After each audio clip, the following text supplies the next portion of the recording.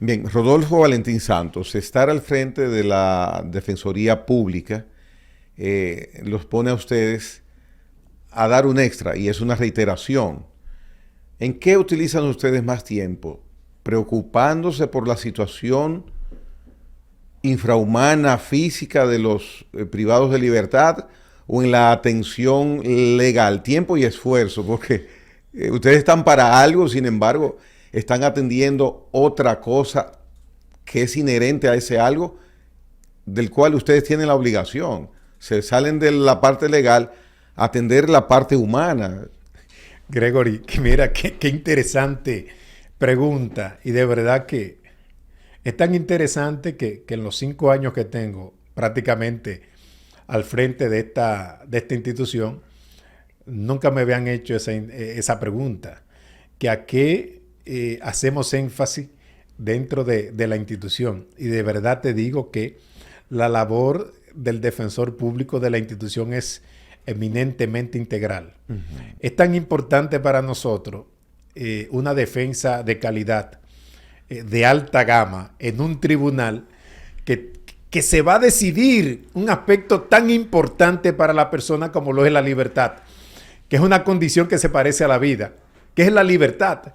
Entonces, me dirá, pero está bien, pero están litigando, pero está vivo, pero sí, pero está preso, guardando prisión.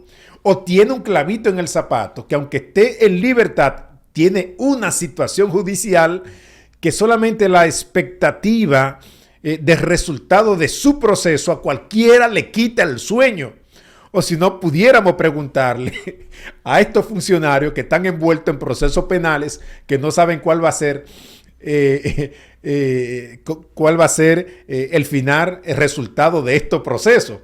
Porque a cualquiera le quita el sueño. Sí, y entonces, aclarar, lo puede hacer usted que tiene que hacerlo, pero aclarar al televidente que no haya confusión. Ustedes lo que buscan es que se defina la situación legal, no que salga necesariamente en libertad, ni que sea declarado inocente. Exacto. Porque eso es potestativo de una decisión de un juez. Del tribunal. Pero es que tampoco se llega a lograr, y ese es el objetivo, que se alejan las decisiones, no llega a una sentencia. O sea, no llega a una definición del caso. Claro. Ese muchas veces es el mayor problema, muchas veces. Vale la aclaración, sí, Gregory, porque nosotros somos de medio, no necesariamente de resultado. Aunque nuestra intención cuando litigamos, esto es un juego de ajedrez, que el que mejor ficha mueve tendrá ganancia de causa o mejores resultados. Si usted como Ministerio Público falseó o falló o no produjo la prueba suficiente o no probó su acusación o la imputabilidad, evidentemente va a venir un descargo y nosotros vamos a hacer una fiesta, porque de eso es que se trata, de litigar y que dentro del proceso todos funcionemos y que cada operador del sistema verdaderamente funcione, porque tenemos todos un rol muy específico que cumplir. El ministerio acusa, persigue, imputa, con prueba o sin prueba. Bueno, ¿cuál es la responsabilidad del defensor público? Óyeme, ir con el cuchillo en la boca a decir que tú te equivocaste. Si tú no probaste suficientemente un hecho, un delito, la persona va a salir absuelta o va a salir no culpable, va a salir descargada. Entonces, usted perdió por no preparar su caso como corresponde. El defensor público no está llamado a acusar, ni a amputar, ni a creer que su usuario, que su cliente, que el imputado es acusado. No hay un defensor público que suba un estrado que pudiera pensar en su teoría de caso que a quien defiende es culpable. Yeah. No puede tener esa bifurcación de defender y creer entonces que es culpable. No. Quien debe de demostrar que es culpable es el Ministerio Público, el querellante. Y al final decide el juez. El trabajo de nosotros, ¿cuál es? Que se respete el debido proceso, que las pruebas que se aporten sean eminentemente legales. Si se hace así, la verdad sube. Claro que sí. Culpable o inocente. Pero déjame decirte algo, nosotros como defensa pública tenemos en gran medida y muchas veces ganancia de causa. O sea, es a cada rato que obtenemos un descargo, una absolución, por no haber cometido los hechos que se le imputan o, en su defecto, porque las pruebas son insuficientes para inculpar o para responsabilizar a algo de un crimen o de un delito. Porque el sistema no es perfecto. O sea, los ministerios públicos se pueden equivocar y se equivocan a cada rato.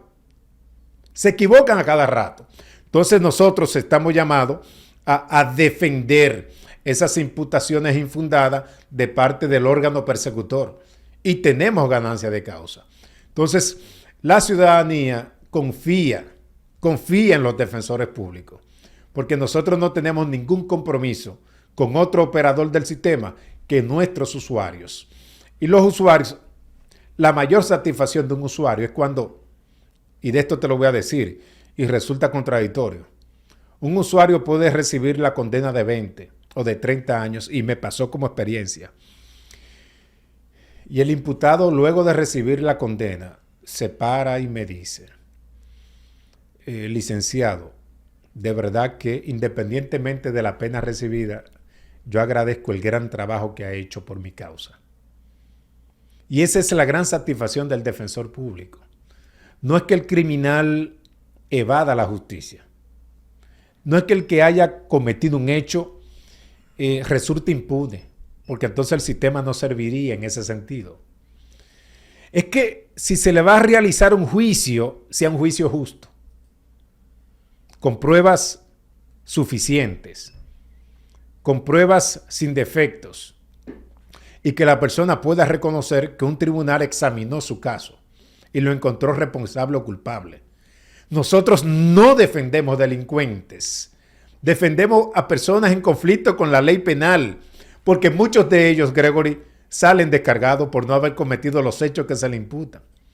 Que hubiera sido una injusticia. Sí, que claro. fueran condenados por presumir que son delincuentes. Así es. Y hay una expresión que establece muy clara. Es mejor absorber a un culpable, descargar, poner en libertad a un culpable, que condenar a un inocente. Porque una violación o un abuso a un inocente es una condena para toda una necesidad, para toda una sociedad, para todo un estado, para todo un país. Entonces, los defensores públicos, volviendo al origen de la pregunta, los defensores públicos no solamente enfatizan en la litigación, los defensores públicos tras bastidores hacen un trabajo extraordinario. Los defensores públicos obligatoriamente visitan nuestras cárceles a nivel nacional todos los viernes de toda la semana, de todos los meses, de todo el año. O sea, tienen que ir al lugar donde está hacer la contacto, persona hacer contacto con los usuarios que estamos atendiendo. Deben informarle cómo va su proceso, junto con el privado de libertad, buscar la manera de poder obtener las pruebas para demostrar su inocencia. Pero no solamente a las cárceles.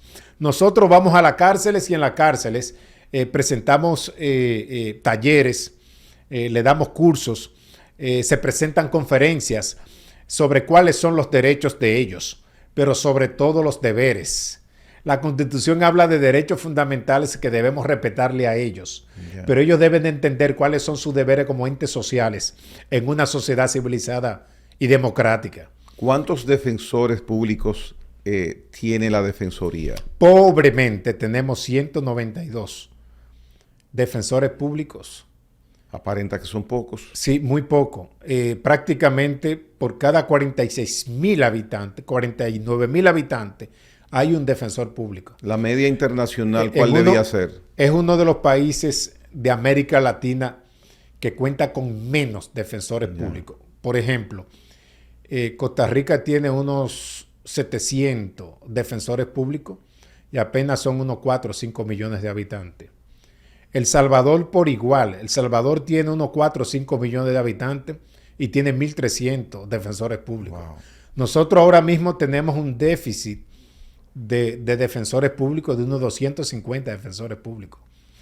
Y yo quiero que el Estado entienda que la Oficina Nacional de Defensa Pública es un órgano del Estado, el sexto órgano del Estado.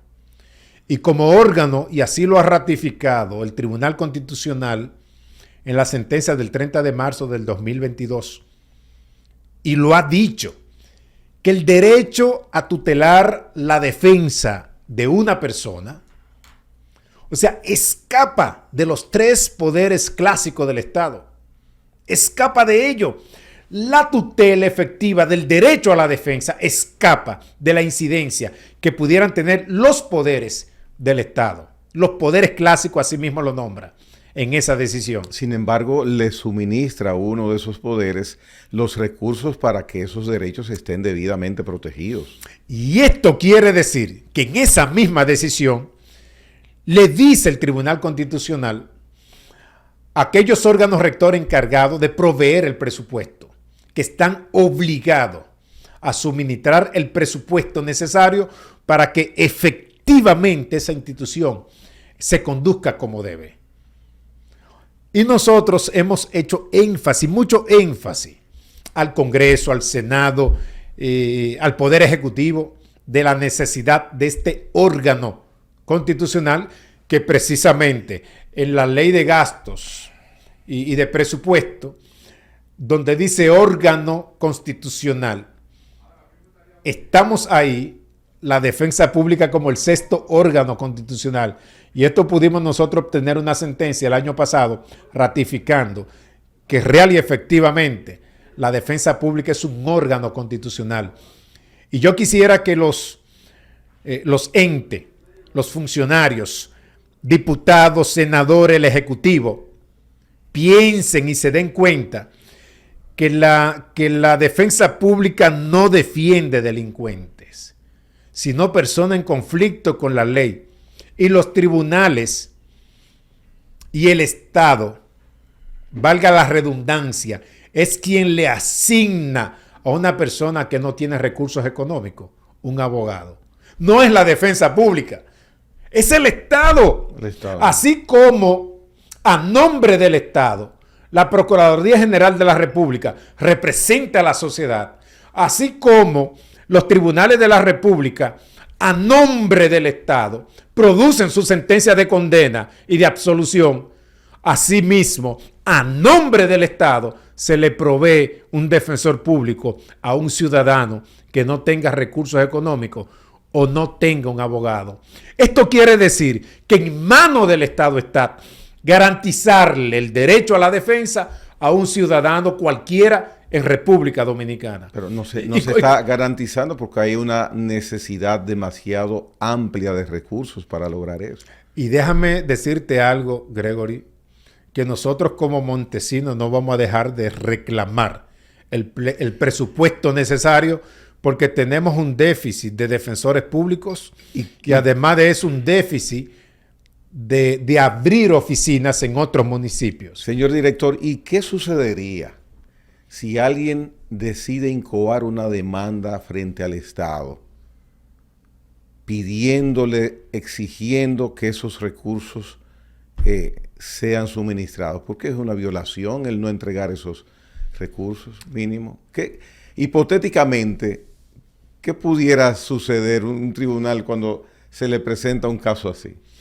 Mira, nosotros no tenemos un porcentaje. Si usted quiere, no responda. No, puedo responderte que nosotros de manera específica no tenemos un porcentaje. Pero hay una realidad de personas exacto, muriendo. No tenemos, usted me hizo una historia fuera de cámara de un señor que está lleno de llagas y la justicia, la decisión de una jueza, no llega para atender que ese señor se ha puesto en libertad por esa situación. Entonces, y que es un tema prioritario, de emergencia, de urgencia. Es un tema humano, es un tema sensible. Y a eso es que voy.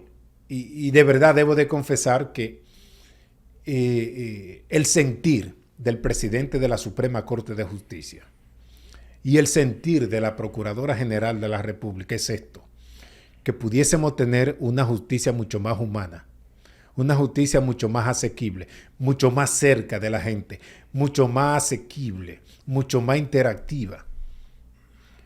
Pero es importante también que no solamente la cabeza de las instituciones puedan entender esto, que podemos cambiar el sistema de justicia y por vía de consecuencia podamos cambiar una sociedad violenta que tenemos. Porque hay cosas que se resuelven con un poco de voluntad. Tan sencillo como eso, tan sencillo como eso.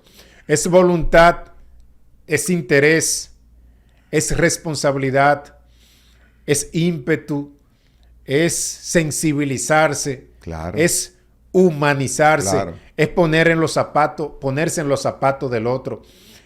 Es sentir que aquel que está envuelto en un proceso, no solamente quien padece el rigor de la justicia, es quienes están alrededor de esa persona. Papá, mamá, hermano, amigo, vecino, pariente, esposa, esposo. Y eso no lo entendemos, Gregory.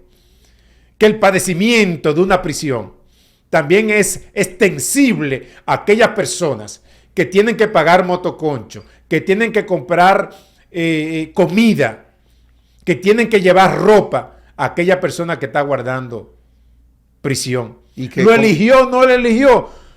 No eligió guardar prisión, porque también debemos entender que la gran cantidad de los usuarios que tiene el sistema de justicia penal son los pies descalzos, que es la culebra a los que pica, a los que muerde, es a los pies descalzos. El sistema no tiene privado de libertad como gran mayoría a los pudientes. Porque las leyes son como la tela de araña, dijo Miguel Ángel. Los insectos pequeños quedan atrapados en ella, pero los grandes las rompen. ¿Y de qué están llenas las cárceles en nuestro país? O sea, es una discriminación por todos los lados. De pobres. Uh-huh. El proceso penal es para pobres. Yo escuché a alguien decir que el proceso penal es para pobres, para feos y para negros. El ámbito penal de la justicia. Y yo digo que el proceso penal, sobre la base de la igualdad, sobre la base de respeto a la dignidad y sobre la base de respeto de los derechos fundamentales, es esencialmente para seres humanos, para personas. Y para personas, Gregory, que en su gran mayoría vienen de familias disfuncionales.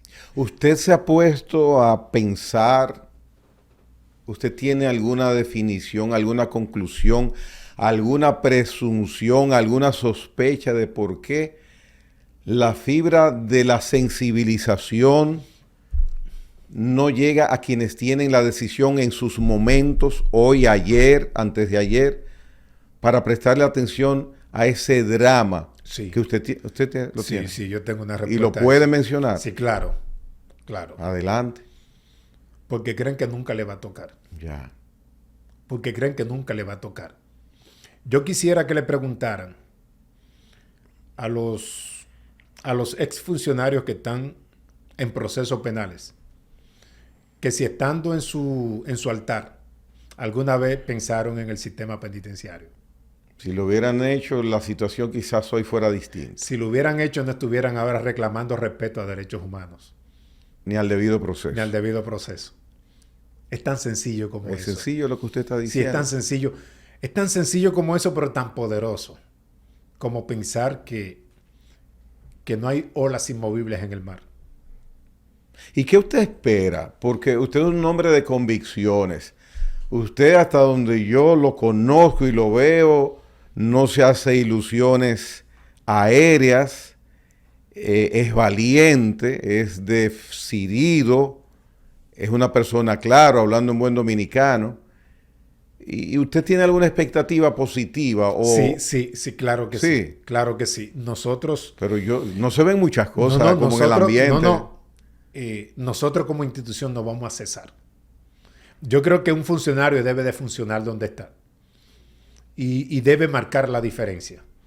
Y yo creo que así como una gota de agua le hace un hoyo con el tiempo a una piedra, así yo creo que está llamada la defensa pública a hacerlo dentro del sistema de justicia. En algún momento nos van a escuchar. Y esa es la esperanza que yo albergo desde la Oficina Nacional de Defensa Pública.